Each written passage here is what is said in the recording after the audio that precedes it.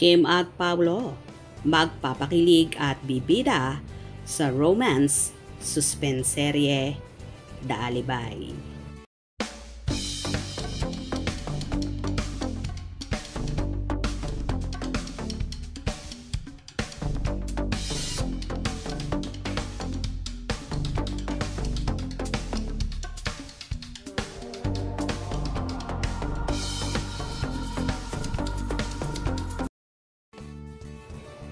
Nakakaintrigang mga karakter ang bibigyang buhay ni Kim Chiu at Paolo Avellino para sa pagbibidahan nilang romance, suspense, seryeng The Alibay ng ABS-CBN na malapit nang mapanood.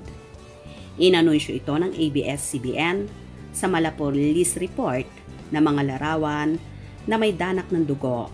Tampok din ang new look ni Kim at Paolo.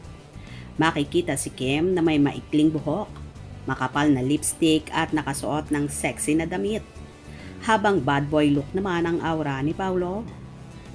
Kasama sa mga bumubuo ng The Alibay ang mga direktor na sina FM Reyes at Jojo Sagin, writer na si Danica Domingo, at mula ito sa produksyon ng Dreamscape Entertainment, ang parehong grupo sa likod ng patok na serye ng Kim Pao na Linlang.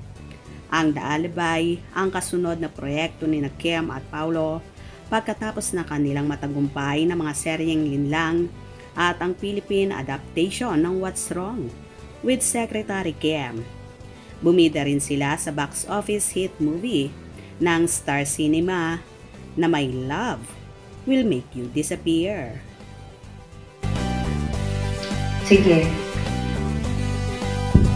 Game.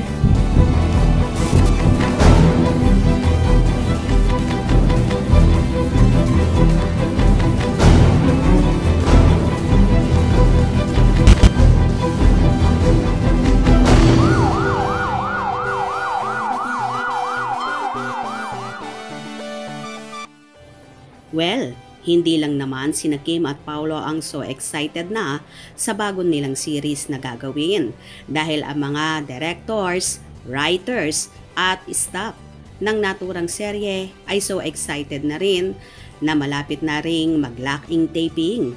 Kahit nga ang mga supporters ng Kim Pao ay todo effort at suporta na ang ginagawa sa bagong series na paniguradong papatok na naman sa lahat ng manonood. Kakaibang twist nga ang gaganapin karakter dito ni Stella Maris at ni Vincent. Kaya naman abang-abang tayo at palaging tumutok sa kanilang mga ganap. For more infos, please follow.